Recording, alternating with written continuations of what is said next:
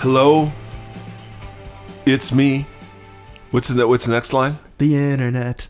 Hello, the internet.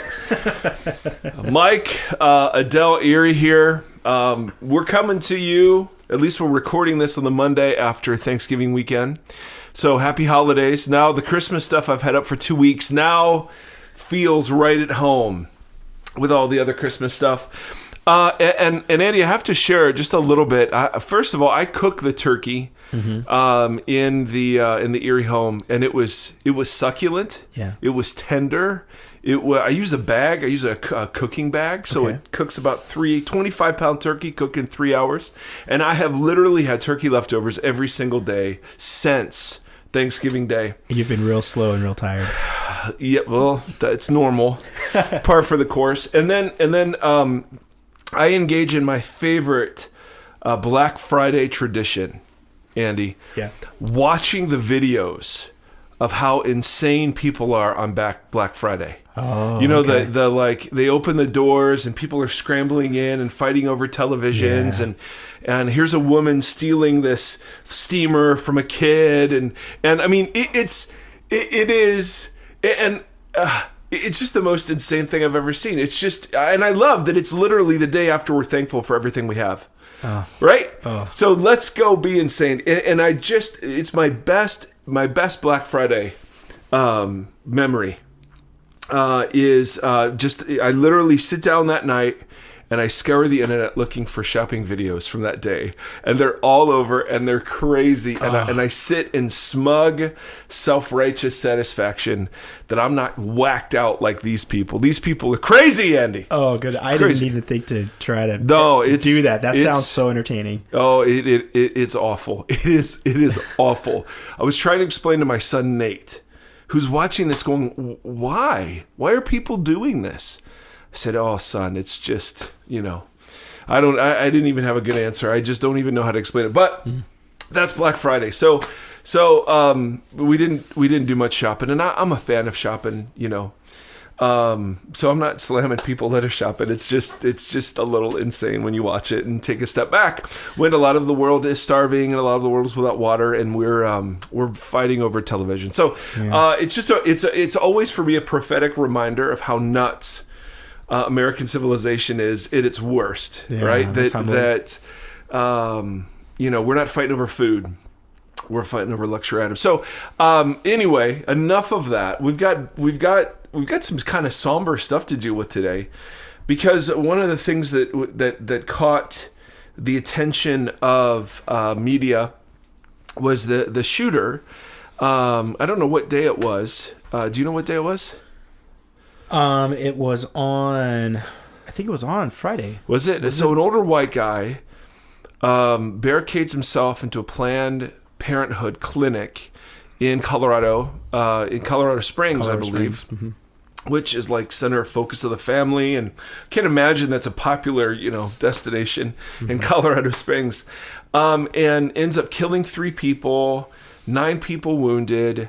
And there are conflicting reports on whether this guy was muttering some anti-abortion stuff or anti-Obama stuff, and then all this background of this guy comes out, Yeah, because the article I read was there still wasn't a lot of details that the police had released about him for what they were able to know, but all these other journalists from all these other news things basically started digging in, talking to neighbors and all this stuff, and this guy's definitely out on the fringe. I mean, he had kind of isolated places in the woods. I mean, I saw a picture of this one room thing. Different strange neighborhood incidences of approaching female neighbors and things. A couple different offenses with some animal cruelty. I mean, all over the map of the kind of just unfortunate negative weirdness of this individual. And we're not sure, at least, no one, not that I've done a lot of research. The Vox Crack research team, it consists of me and Google. Yeah.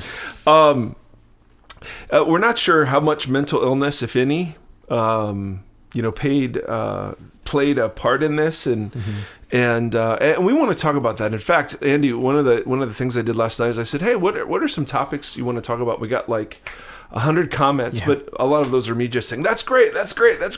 But phenomenal. Mental illness was one. Yeah. that came up several times. We want to talk about that.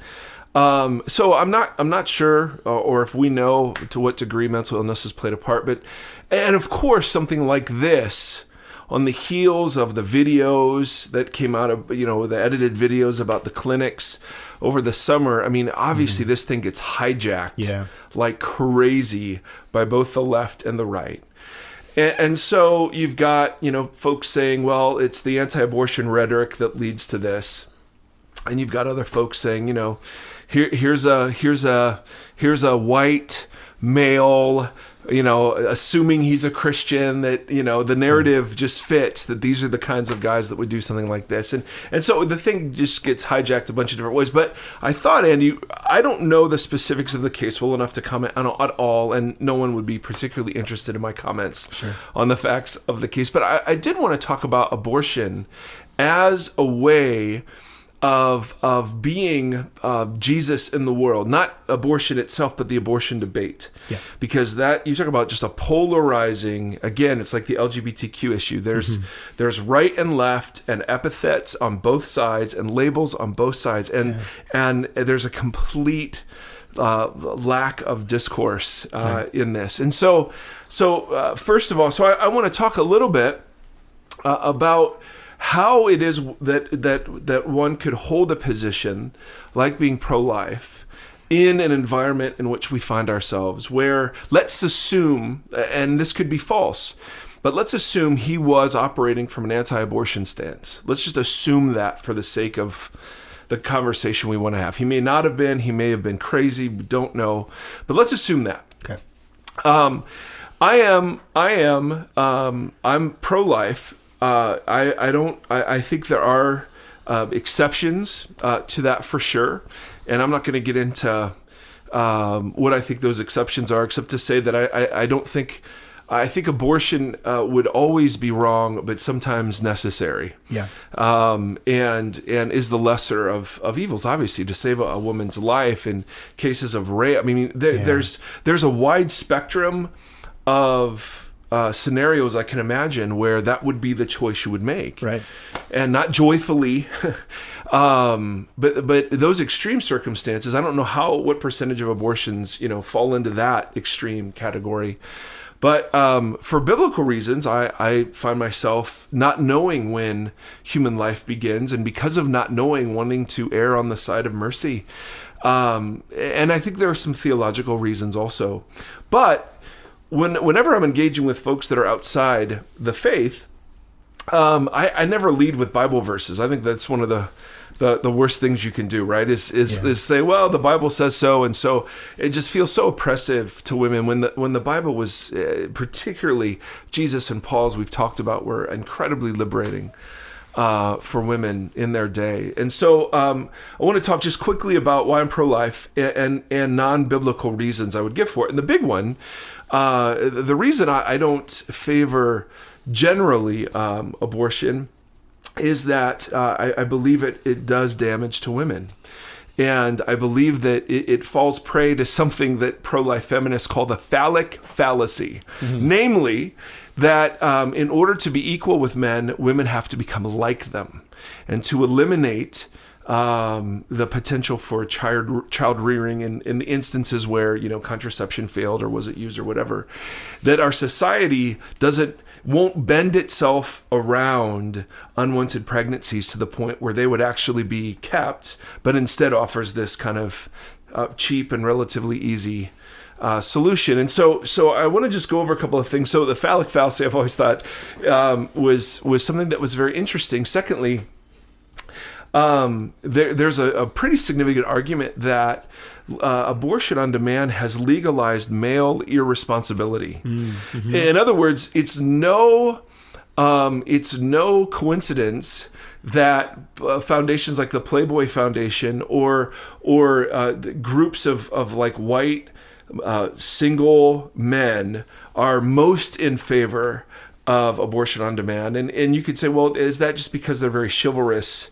kind of people, or is it because it's really allowed the Playboy ideal of carefree sex, even not using a condom or, unsafe sex, well, we still have a backup. Yeah. Right. Instead of having to marry her, which, obviously wasn't the greatest scenario, but instead of having to marry her or provide child support, now all I have to do is offer to pay for an abortion. And if she chooses to keep it, I'm off the hook. Yeah. I mean, that is literally what happens, is that I offer to pay. If she says no, it's her child, not mine.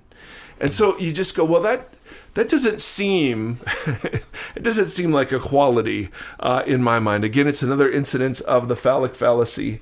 And it seems like that abortion on demand in its current iteration allows society to not do the painful work of allowing teenage, poor, unwed mothers or working women or whatever else, anybody who wants to keep their child but sees no way, how do they have this child, how do they care for this child, they see nothing but hopelessness in their future. And I'm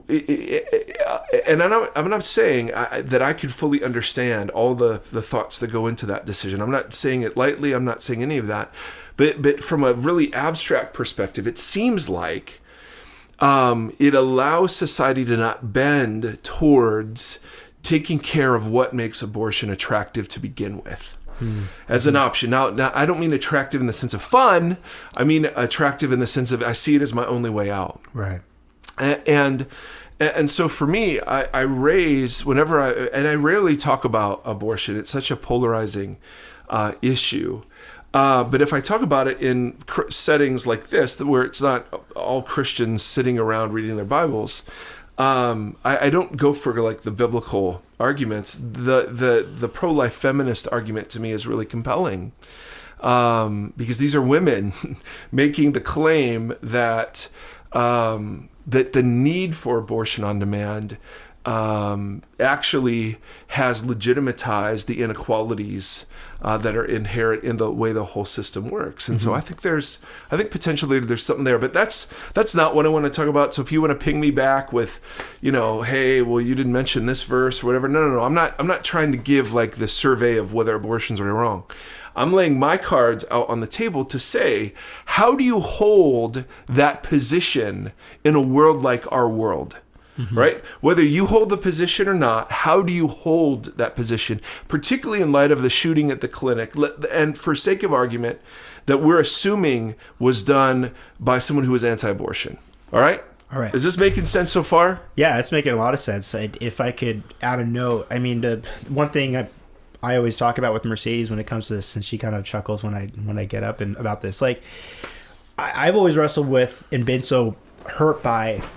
I feel that like the move that says that this particular thing makes a woman equal in her rights to choose to do this, equal to what men are in their way. Right. The irony is men have no choice in that decision. Right. Like I can't, if I was to suppose this upon a partner who this happened with, right, it doesn't matter what I say. Right. It's up to her to choose if she wants to have this abortion or not. Right. And if I said, I don't want you to have it, doesn't matter.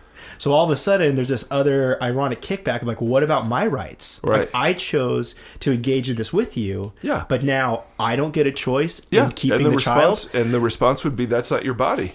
Right. But it's like, yeah, exactly. But it's like, well, isn't that completely contradictory to the whole point of an equal right idea? Well, and now it's unequal. Well, and here's the... Yeah, but the response would be it's unequal because it's always been bent the other way. Yeah. And so it has to be bent now towards the woman's right to choose because it's always been chosen for her or forced upon her. Or, the religious folks have always wanted to impose their will on the bedrooms, of America. Right. And again, the pro-life feminists have this interesting argument where they say it's interesting when you go back and read about the women's suffrage movement in the early 1900s, a lot of the arguments that pro-choice folks give for a woman's right to choose sound a lot like the arguments that men would use about why they should not give women rights. In other words, so, and these are older arguments from the pro-choice side, but something like, hey, it's not fully human. Its rights do not trump the rights of the body possessing it. Sure. Those were arguments that men would make about keeping women unable to vote and locked in their homes, and they just draw this interesting parallel, right or wrong, I don't know. It's just an interesting thing that talks about gender hierarchy at a much higher level than the specific political issue of abortion. And even as we're talking through this stuff, man, I just know there are landmines everywhere. Oh yeah. But let's look at this event that happens on Friday, and let's say we've got some folks that are pro-life. I want to run some thoughts out there about what's it mean to be pro-life in a world like ours. First of all, it means that we have to speak passionately against this individual, to condemn it, and we have to be vociferous, big word, in our condemnation of it, because as I'm looking at some of the kind of progressive, news sites, it's the natural narrative. They think this is the inevitable conclusion of Christianity, that we will kill people in order to force our will on people. And not just in abortion, but in a load of other ways kind of as well. And so Christians have to protest the shooting that took place loudly, because we have to say to the world, because I think there are some that just assume this is naturally where they're just playing out our hate rhetoric, and so we have to say no. We have to provide a counter narrative to the narrative that's just, of course, it's but a white male Republican Obama hating, living in a cabin in the middle of the woods, pro guns. That's just the Christian archetype, and that's not true. Right. And we have to give counterexamples of that being not true. And the officer that was killed is one of those counterexamples. The second thing we have to do is we have to be as vocal as when non-Muslims engage in terrorism as we are when radical Muslims engage in terrorism, right? Because you go nuts on about Paris, and then we're having this huge conversation about the Syrian refugees and a Muslim registry, and holy cow, in the same way, we would say this weird dude does not speak for Jesus or his followers. The Muslims have every right to say, listen, those terrorists don't speak for us. But we have this double standard thing where we go, no, well, he's this loner guy. It's this isolated incident. It's not a big deal. And we kind of let that off the hook. We don't take it as seriously. We don't protest it as much. Right. When that's the same guy that bombed Oklahoma, the FBI building. It's the same guy that same guys that walked into Columbine. See, that is terrorism. That is domestic terrorism. And we have to, the Christian community has to say and denounce this with as equal vigor if we're going to denounce terrorism in other places done by other people. We have to provide a counter narrative in this stuff. And so being silent or secretly thinking, well, it's a Planned Parenthood, clinic. It's where babies are murdered so they get what's coming to them. Man, that is not Jesus. That is not Jesus. The better representation of Jesus is the pro-life pastor or elder who was a cop that was killed there defending the rights of people that he didn't politically agree with. I mean, my goodness, that is the MO of Jesus of Nazareth, right there. So our public witness is at stake if we're going to go climbing up the crazy wall over Syrians and Muslim terrorists. Well, we got to do that when it's somebody that potentially would be considered conservative, Republican, whatever else. Right. Third thing we got to do is we have to not overgeneralize, right? Because the evangelical fear complex is in full swing. I mean, the news. Oh my goodness, we've got Turkey shooting down a Russian jet, and NATO meeting, and Russia meeting, and we've got this climate summit that's now being protested, and I mean, it's everything we said in our last podcast about what it means to actually trust God, we can't just say all Muslims are terrorists. And to keep the terrorists out, we have to keep all Muslims out. That is so not Jesus. In the same way, we would say, hey, this is not what Jesus following looks like, right? And I'm not saying he was following Jesus or claimed to be following Jesus. I'm just pretending that for the sake of this conversation. Sure. And even from like an outer U.S. perspective, a lot of folks look at the United States as a Christian nation and just presume that Western type governance is Christian governance and culture anyways. Right. So if we wanted to look at it from a Muslim worldview anyways, they would presume that he was a Christian regardless. I'm just saying the outcry was so loud against Muslim terrorists. And we have this, and it's a much more muted response. Right. Even in my heart. I mean, I'm not like, I'm going, wow, why am I not as worked up about this? And I realized, there's some sort of double standard that I'm still carrying around that Jesus would confront. And that's the point. Where does Jesus confront the pro-life people? That's what I want to talk about. Where does Jesus confront us? So I think the fourth place Jesus would confront us, and this, oh my goodness, Andy, we're going to get into such hot water. Not that we're not already, but holy cow.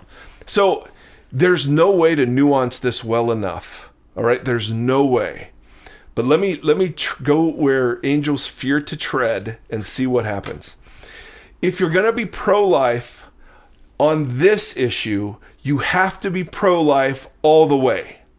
It seems morally incoherent when we're pro-life and pro-death penalty, or pro-life and pro-war, or pro-life and pro-guns, or pro-life and pro-euthanasia. I mean, it seems morally incoherent, and that of course is the contradiction in somebody shooting people in the name of pro-life, right? I mean, you're just going, no. If you're going to be pro-life, you got to be pro-life the whole way, the beginning, the middle, and the end. And now I'm not saying, right, I don't want to get into a Second Amendment debate, but I don't see any biblical thing that says we have a right to bear arms, by the way. Again, it's the Christian fear complex. Sure. I don't want to get into a just war debate, although I think Jesus was really... my personal opinion is you cannot use Jesus to justify violence of any kind. No way. Yeah.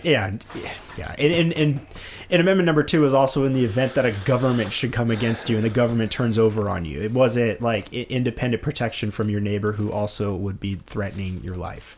Like that's not how it's spelled out anyway. Really? Yeah. I've never read it.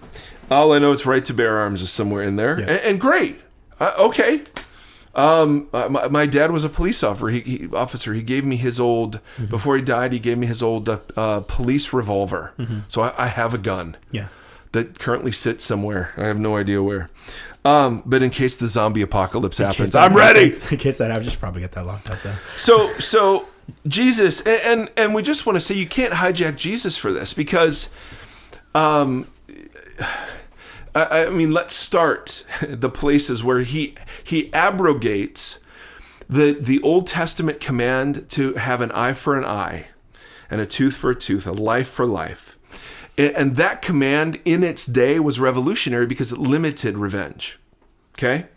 But Jesus, revealing the fullness of God's intentions for human beings, says, no, you've heard it said, eye for an eye. I tell you, and then in different places he's saying things like pray for those who persecute you, bless your enemies, don't return evil for evil, do unto others what you would have them do to you. Right? Paul will talk about all the time, overcome evil with good. Right? You have all of this stuff, and then you have in Jesus, Peter. When Jesus is arrested, there's this thing with the swords where it seems like in one gospel account, Jesus says, you've got enough swords. That's great. Get your swords. And then there are other accounts where Peter whips out the sword and chops off the guy's ear. And Jesus says, put your sword back in its place, for all who draw the sword will die by the sword. Do you think I cannot call on my Father, and he will at once put at my disposal more than 12 legions of angels? right? So if a legion's 6,000 people, I mean, that's 72, I'm not a math guy, but that seems like 72,000 angels, which I think would be fairly significant. Do you not think that I can call upon my Father and he will at once put at my disposal more than 12 legions? But how then would the scriptures be fulfilled in this way? In other words, there was no more just war that could be fought than when Jesus of Nazareth was about to be murdered, right? I mean, that is the justest war in the history of the world. And Jesus is very clear. If you want to do swords, I can do swords. Yeah. I can do swords. And in fact, he stands before Pilate, the Roman governor, right at the very end of his life. And he says, it's this incredible thing where, Pilate and Jesus go back and forth. And Jesus says, my kingdom is not of this world. If it were, my servants would fight to prevent my arrest by the Jewish leaders. But now my kingdom is from another place. In other words, one of the defining characteristics of a kingdom of this world is fighting. But my kingdom's from somewhere else, so we're not going to. I give my life willingly, in other words. Now, this raises all kinds of questions. Well, what about self-defense, right? I mean, the scenario is someone breaks into your house, and I don't want to talk about pacifism, whether or not that is the best way to follow Jesus or not, or whether Jesus taught it. I've even found some Jewish scholars that said, no, Jesus didn't teach pacifism. I would rather have the bigger conversation of what does it mean to be pro-life then? Mm-hmm. To be pro-life means that all life is precious. Mm-hmm. And when evangelicals are said to be the biggest fans, at least according to one poll several years ago, of the torturing of detainees in order to save lives, that's anti-Jesus. Mm. That there's just no. You cannot be pro-life on this issue and then be pro-torture. You can't do it. You can't be pro-life on this issue. And in my mind, be pro-death penalty. How many people are we reading about now who, with the advent of genetic testing, are being liberated from prison because they were wrongly jailed? I mean, you just go, no. And then people will protest. Yeah, but so we're going to, on taxpayers' dime, support them the rest of their lives? Yeah. Yeah, I'd rather do that than kill them. Absolutely. But again, landmines everywhere, Andy. Landmines everywhere. The big point is this. What's it mean to be pro-life? Well, it means that Muslim life is sacred and that Black lives matter. And it means that deranged loners who shoot up abortion clinics, that life matters. And the lives of the people he killed matter. The lives of abortion clinicians matter. That Jesus of Nazareth would confront whether or not we're truly pro-life. That's what he would do. Are we really pro-life, or have we picked and chosen our pro-lifeness based on our comfort and security? Have we let the Christian fear complex, the point where we got to have guns, we got to have our rights to guns, and we've got to have our borders secure because, And so much of this in the world's eyes, particularly the secularized folks, that are out there, gets wrapped up in Jesus following. They can't separate where Christianity ends and conservatism begins. Mm-hmm. And we have to extricate it. And I'm not saying the answer is being a Democrat. I'm not saying I'm going liberal. I'm just saying, listen, to think about these things theologically means you take the political hijacking out of it and you say, okay, do I believe abortion is wrong? I do. Do I believe violence is wrong? I do. Do I believe that sometimes those things are necessary? Yes. If somebody were intending to harm my family, would I fight? I would. When I see little children being raped by ISIS, there's a part in me that wants to go all William Wallace. When I'm out, I'm a chaplain for our local police station. There have been times when, in protection of the officers, I've had to grab somebody and wrestle them to the ground because they were being bitten, they were being assaulted by multiple people, whatever it is. I hate that, but sometimes it's necessary to preserve life. Mm-hmm. And so, what? There's a big intake of breath right there. Oh yeah, there is. As I'm, thinking of all this stuff, do you, would be non-pacifist, does the suggestion to say to someone, take my life instead, right? presume that we uphold a pro-life idea because of like a confidence of like soulful justice, because Right. I know like the protection of my soul and my salvation. That's right. So if I were to step in front of this guy, Right. in front of Planned Parenthood, and say, don't take theirs, Right. take mine if you dare. Right. And it's kind of, and it's not say, and it's kind of like, I'm not even going to fight you. Yeah. Because if you're trying to like satisfy some evil and some kind of violence that's living inside of you, Right. it's like to say, I will die in place of them to satisfy whatever that thing is. Yeah. It almost sounds like atonement theory right there. Right? It's because because in a way I feel that's like Jesus putting himself, of course, into the scenario and saying like, if this is the thing you're feeding, then take me, right, so that can be fed. Yeah. Because I know the eternal treasure. Right. I know what I treasure, and this life isn't it. Right. But it's like but to be a representation and an ambassador for what it stands for, this is the best way that I could be pro-life. Because like I die so others can live. Totally. I mean, because to me that's very no. See, passivism. The lie is that passivism is passive, but pacifists would say pacifism is one of the most violent responses that the world could receive. Mother Teresa's pacifism threw the caste system into disarray. That was Gandhi's. Gandhi's pacifism, there you go, through the caste system in the disarray. What did Martin Luther King's pacifism do?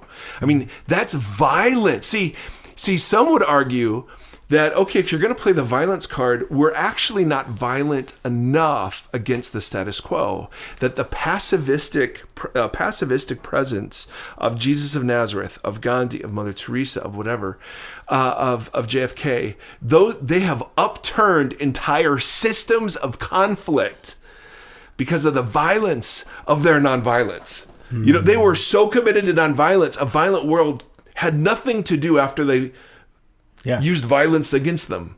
Yeah. And you go, oh my goodness, there's something to that. And I can hear all the comebacks. I can hear Second Amendment. I can hear the NRA lobby. I can hear the Christian, Republican machine. I got it. But Jesus, if Jesus would confront us on whether or not we're truly pro-life, and then he would confront us about the way we're being pro-life. In other words, the best way to critique something is by offering the better alternative, right? So Jesus married his message and his methods. There was no discontinuity. So when Jesus would cast out demons and heal and then announce the kingdom was here, those two things fit together. Because you could announce the kingdom's here and then not show any power. And then you'd go, oh, okay, well, who cares? Or when Jesus would enact table fellowship, one of the beautiful things of enacting table fellowship was the proclamation that in the person of Jesus, now all previous manners of identification were now set aside and that the kingdom was open to everybody. That's one thing to say, but when Jesus would enact table fellowship with sinners, he was enacting the teaching, in other words. So what I found that I'm liable to do, and that some of us who claim the name of Jesus are liable to do, is that as long as we're right, we think we're right, it doesn't matter how you act in your rightness as long as you're right. Jesus would call that into question. That being a jerk does not, like lobbing a truth bomb at somebody in a way that is offensive and harmful and almost violent in the emotional sense, is not what Jesus intends when he intends us to be people of grace and truth, right? It's the graciousness of us that embodies the truth of what it is that we're declaring, correct? So to have people who are pro-life insulting these unwed teenagers going in for an abortion and hurling, no, that you violated the very thing that you're claiming to uphold. So being pro-life, see, I'm always staggered to read about in the early church is that the early church the Roman culture in those days had sanctioned a practice called the exposure of infants, which was infanticide. I mean, it just was. what you would do in Roman townships is that you could, if it was a girl or an unwanted child for whatever reason, or deformed, handicapped, whatever, you could take the child and go set the child outside the boundaries of the town and expose that child to the elements, to the animals, or to slavers. Mm-hmm. And we have records of this practice all over, from the earliest parts of the Republic to the later parts of the Empire.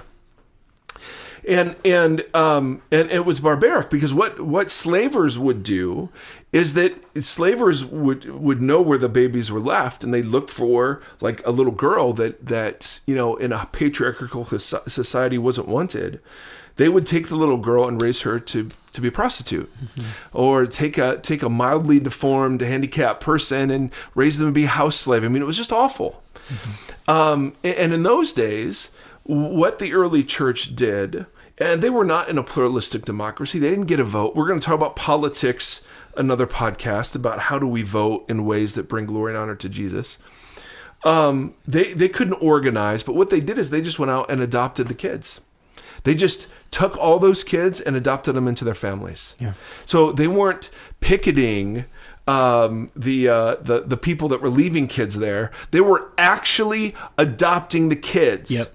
That's why, because I'm pro-life, I have said, and I will continue to say the rest of my life, if anyone, if you are listening, or if anyone has a child and they're considering aborting that child, if they would be courageous enough to keep the child, and I know that's a great sacrifice.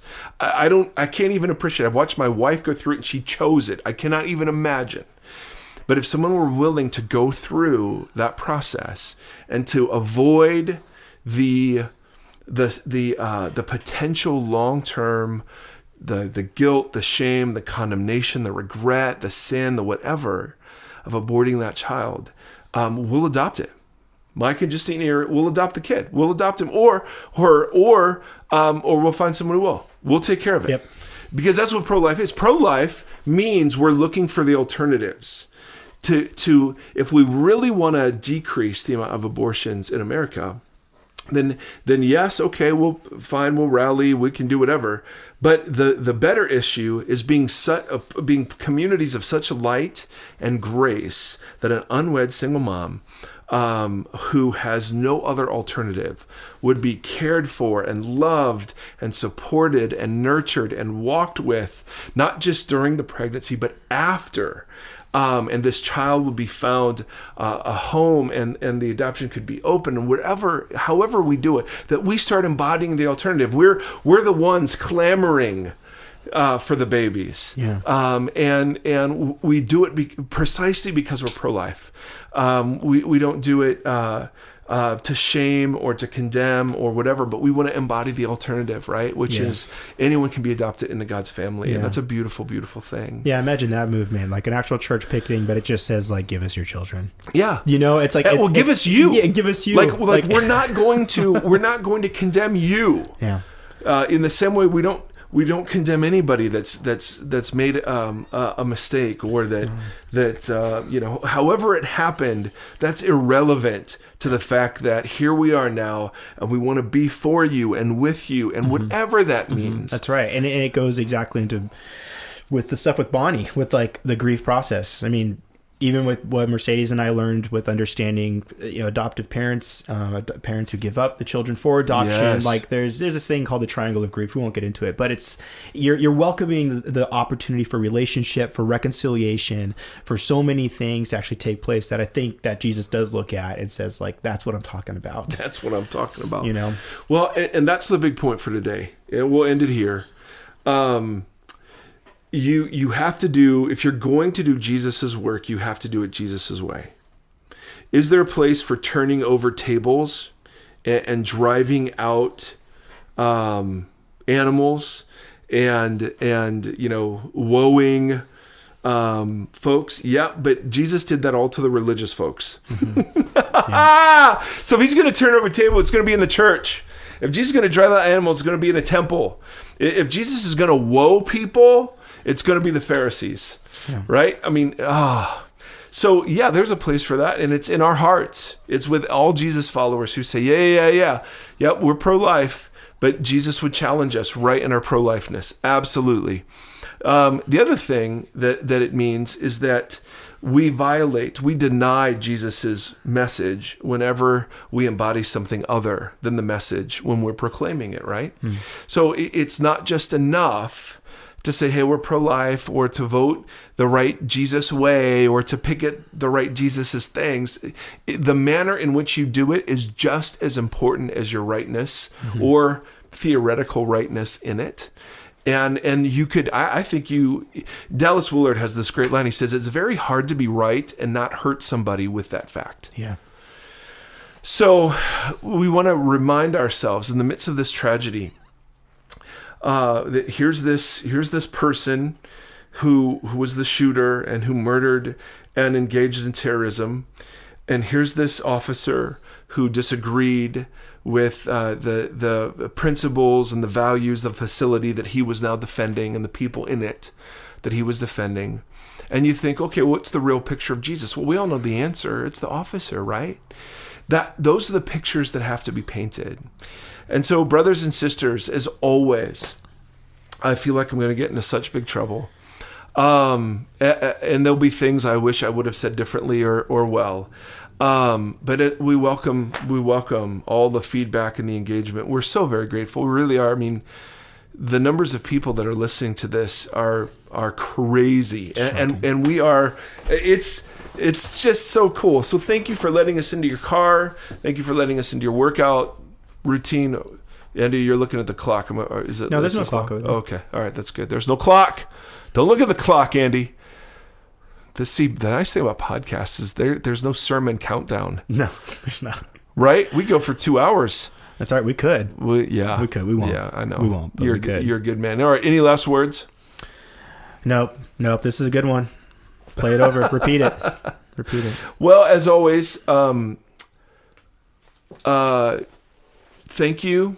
And, follow us on Twitter at Mike Erie. Like us on Facebook. I mean, because we do a significant level of engagement at those places. And subversivekingdom.com is the place where you can kind of catch up on back episodes, subscribe on Android devices or Apple devices. And generally just, I have a big picture of me that I'm desperately trying to get removed. Yeah, that's right. But if I had a final note, there's also, Mike, you have a number of books on there that people can check out that are fantastic. Yes. And yes. They're great pieces. Unemployed Mikey needs income. Yeah. So I'm going to put a calendar together, the faces of Vox. No, not really. I'm kidding. It was just going to be me. So that would be a scary thing. So anyway, may the Lord bless you and may he keep you. May the Lord, I forgot it. May the Lord bless you and keep you. May the Lord shine his face upon you and be gracious to you. May the Lord lift up his countenance to you. And wherever you are right now, may he give you peace. Thanks for tuning in as always. Until next time. Thanks for listening to Vox, the Mike Erie podcast. Be sure to like Mike on Facebook at facebook.com/official Mike Erie. Follow Mike on Twitter and Periscope at Mike Erie for live interaction and ongoing Q&A. Don't forget to visit subversivekingdom.com for further engagement and information about Mike.